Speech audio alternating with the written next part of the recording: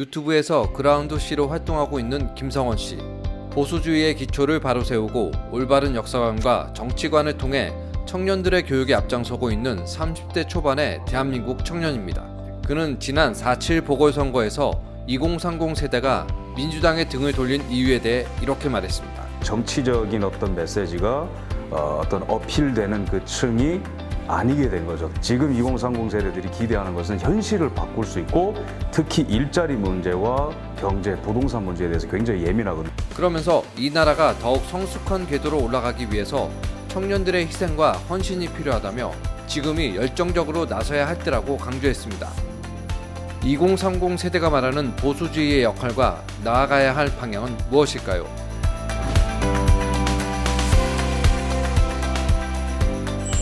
저 이름은 김성원이라고 합니다. 그 나이는 생각보다 그렇게 많지가 않습니다. 30대 초반이고 그라운드 C를 통해서 또 유튜브 활동을 하고 있고 또 오프라인에서 이렇게 초청해 주시는 곳 다니면서 특히 한국 근현대사, 미국 역사, 또 국제 정세를 또 강의하고 있는 사람입니다.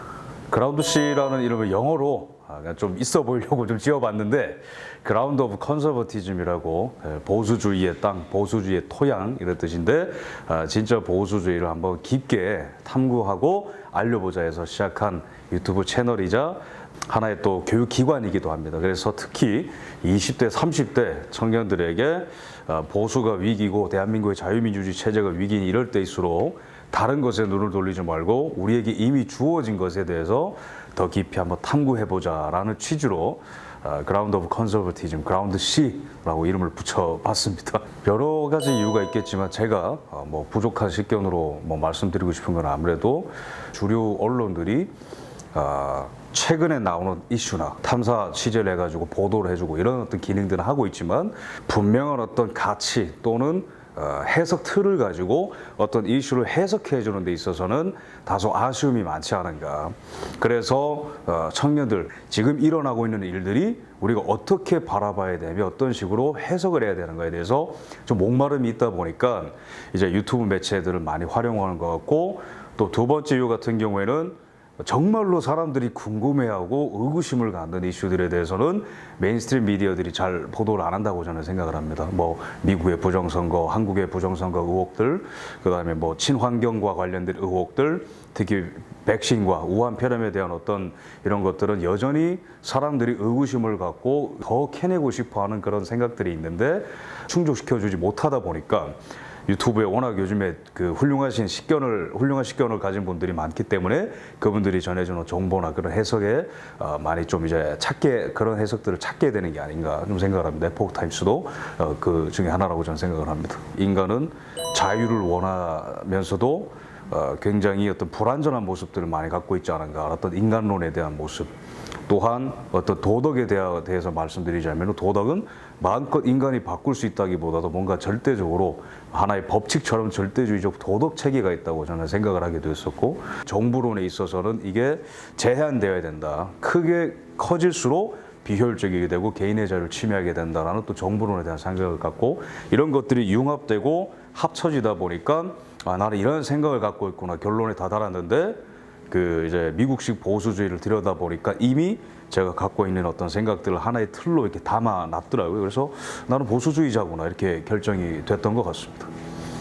우리나라 기성 보수 세력 또는 이제 진보 세력 또는 뭐 좌파 이렇게 부를 수가 있겠는데 원래는 이념을 중심으로 정치를 했었죠. 그러니까 자유 또는 건설, 건국, 어떤 반공 어떤 이런 것들을 그 국시로 내걸고 이념화돼 있는 보수 세력이 대한민국을 건국했고 발전시켰고 여기까지 끌고 왔다고 저는 생각을 하는데 근데 그 정치적인 어떤 메시지가 어떤 어필되는 그 층이 아니게 된 거죠. 다음 세대, 그러니까 지금의 2030 세대들이 지금의 2030 세대는 과거의 보수층 같이 반공, 이념에 좀 관심이 덜하고 그리고 또한 진보 또는 좌파 세력들이 미는 그 민주화라는 그런 이념 또는 그런 어떤 원대한 비전에 대해서도 크게 공감하지 않으면서도 지금 2030 세대들이 기대하는 것은 현실을 바꿀 수 있고 특히 일자리 문제와 경제, 부동산 문제에 대해서 굉장히 예민하거든요. 근데 그런 문제에 대해서 해결을 못 해줄 망정 그거를 이용하고 기득권처럼 편입이 돼가지고 이익을 취하는, 권익을 취하는 모습을 보면서 마음이 많이 떠난 것 같습니다. 그래서 지금 2030 세대들 같은 경우에는 실익이랄까요? 실용적이고 실제적인 이익을 나에게 가져다 줄 수 있는 내 현실에 대해서 어떤 해결책을 줄 수 있는 사람을 원하는데 기존에 지금 이제 여권 또는 문재인 정부는 거기에 실패를 했기 때문에 2030이 정말 빠르게 턴을 했던 것 같습니다.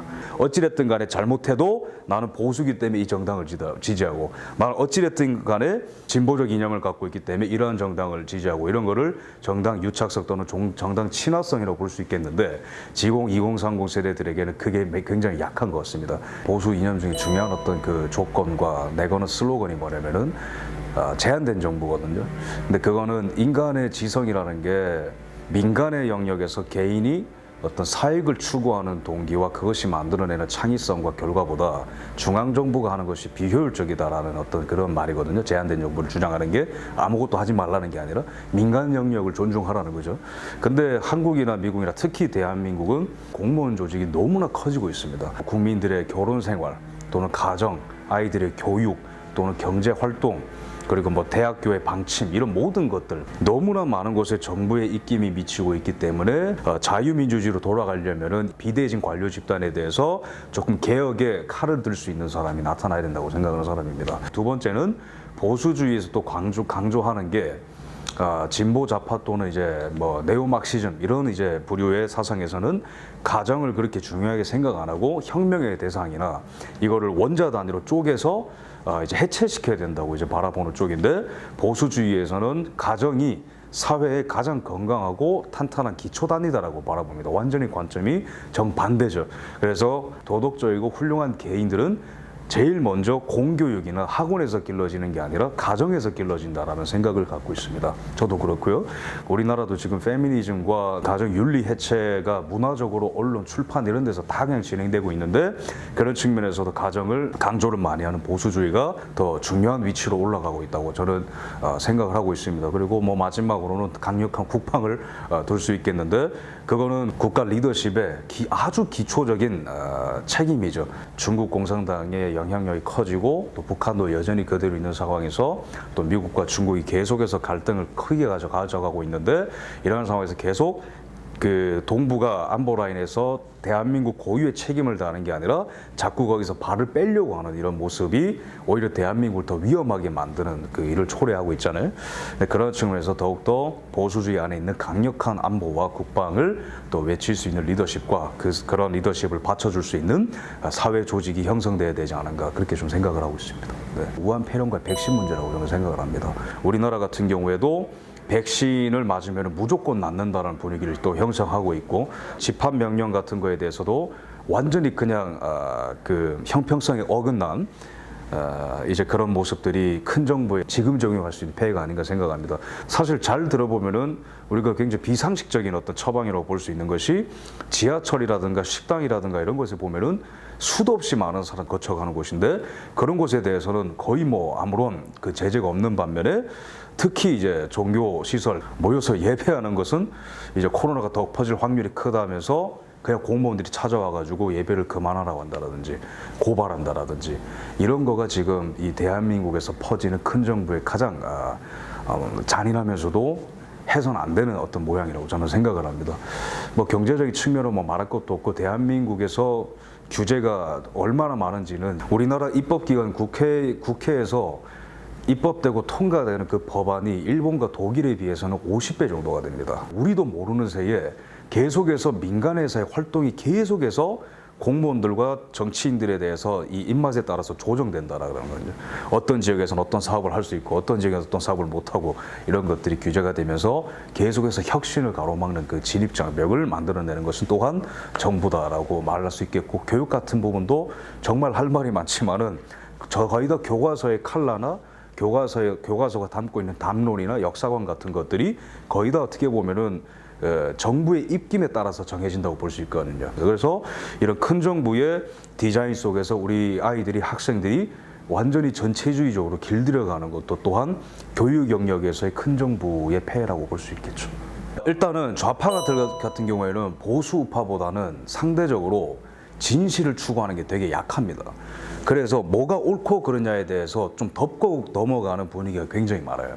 근데 보수파 같은 경우에는 이 이슈에 대해서 누가 잘못한 거야, 누가 진실을 말하는 거야, 여기에 대해서 분열이 생기기 시작하면은 끊임없이 쪼개지는 현상이 있는 것 같아요. 우리나라 좌파들 같은 경우는 이미 90년대부터, 더 길게는 80년대부터 70년대부터 사회 조직이 침투한 것에서 끝나는 게 아니라 이 사람들이 고민했던 게 우리가 어떻게 가장 항구적으로 안전적인 펀딩 통로를 만들어낼 것이냐에 대해서 연구를 했고, 그 결과가 바로 사회 조직을 만들고 국가 보조금을 받아내는 그 작업을 오랫동안 해왔습니다.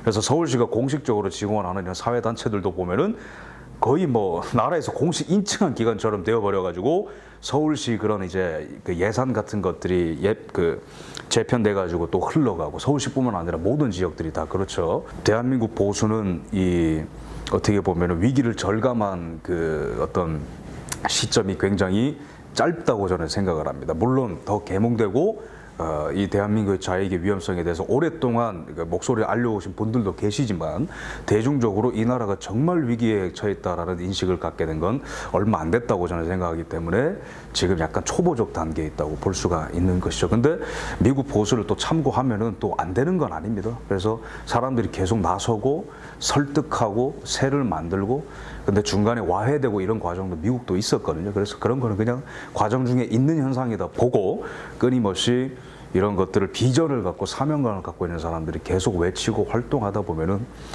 미국 보수만큼은 아니겠지만 그래도 저력을 가진 조직들이 되지 않을까, 그렇게 좀 조심스럽게 생각을 좀 해봅니다. 대한민국도 그렇고 전 세계가 이 개인의 자유가 지금 위협받고 있는데, 어쨌든 체제의 위기이자 문화의 위기이자 그냥 모든 것의 위기입니다.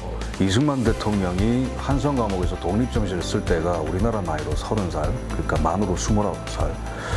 그리고 그 미국에서 건국을 했었던 뭐 조지 워싱턴이나 벤자민 프랭클린은 좀 나이가 있는 편이었지만, 제임스 메디슨을 비롯한 그런 사람들은 다 나이 연령대가 20대였거든요.